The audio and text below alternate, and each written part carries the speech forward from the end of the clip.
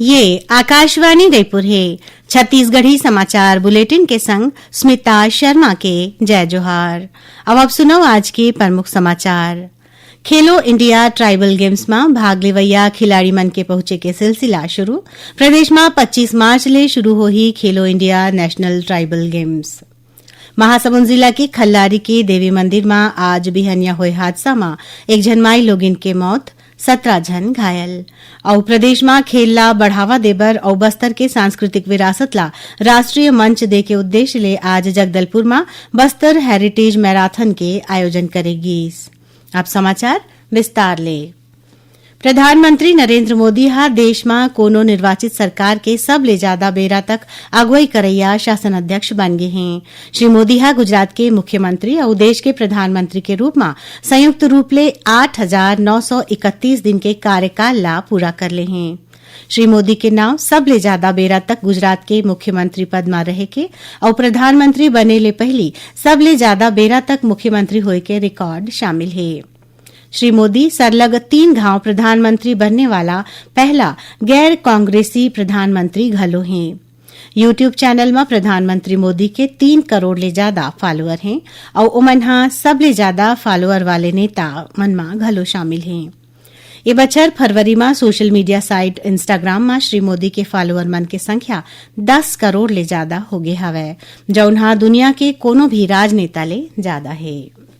केंद्र सरकार हा राज्य मन ला व्यावसायिक एलपीजी पर 20% उपराहा आवंटन ला मंजूरी दे दे है। एखर ले कुल आवंटन 50% हो जाही।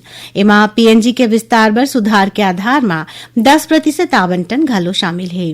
एमा रेस्टोरेंट, ढाबा, होटल, औद्योगिक कैंटीन, डेयरी, रियायती कैंटीन और राज्य या स्थानीय निकाय डहर ले चलत दूसर क्षेत्र ला प्राथमिकता दे जाही।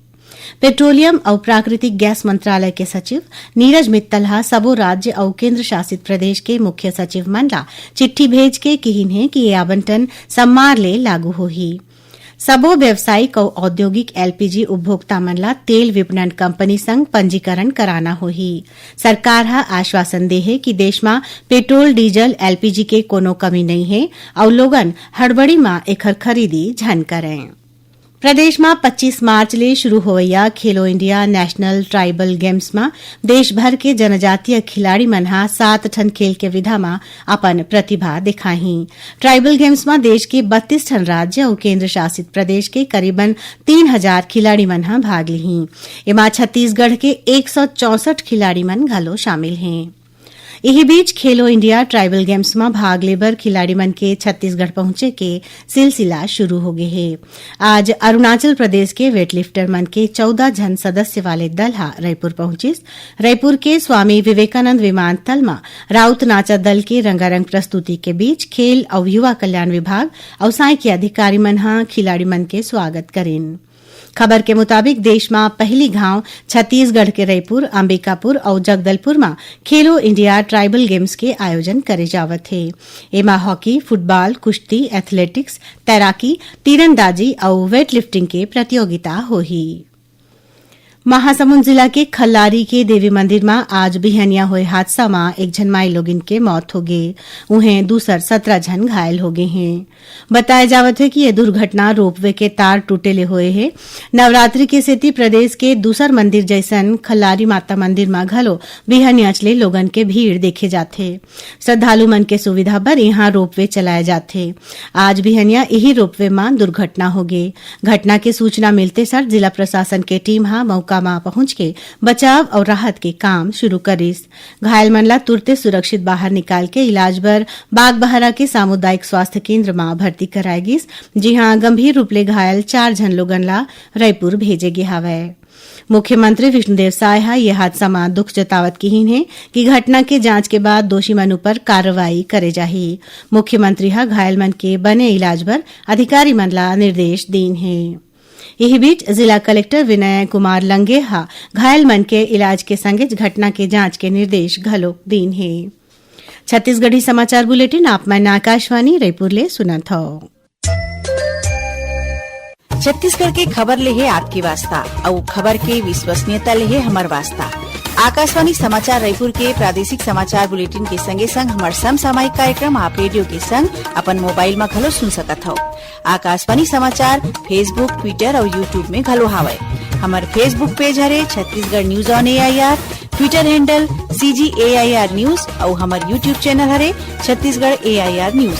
तो अब रेडियो के संगे संग आपके मोबाइल के माध्यम ले हम आप तक पहुंचत हन।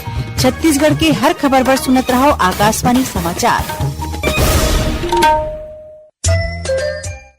औ अब आगू बाढ़वो बाचे समाचार कोती। मुख्यमंत्री विष्णुदेव साय आज कबीरधाम जिला के ग्राम सिमरिया में होवत वीरांगना अवंतीबाई लोधी के बलिदान दिवस कार्यक्रम में उनकर मूर्ति में अनावरण करिन। ये मौका में मुख्यमंत्री सिमरिया में सामुदायिक भवन, मिनी स्टेडियम और यज्ञशाला बनाए के घोषणा करिन।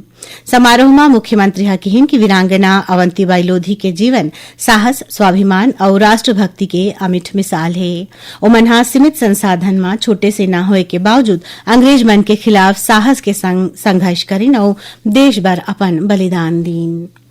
प्रदेश में खेल ला बढ़ावा देबर और बस्तर के सांस्कृतिक विरासत ला राष्ट्रीय मंच दे के उद्देश्य ले आज जगदलपुर में बस्तर हेरिटेज मैराथन के आयोजन करेगी। ये मैराथन में देश विदेश के कतकोन राज्य और प्रदेश के 9,800 ले ज्यादा पंजीकृत धावक मन भाग लीन। ये मैराथन जगदलपुर के लालबाग ले शुरू होकर चित्रकूट जलप्रपात तीर सिराही। कार्यक्रम में मुख्य अतिथि के रूप में पहुंचे वन मंत्री केदार कश्यप विजेता मन ला बधाई देवत कहिन कि आज हमर बस्तर विकसित भावना के संग सरलग आगू बढ़त है।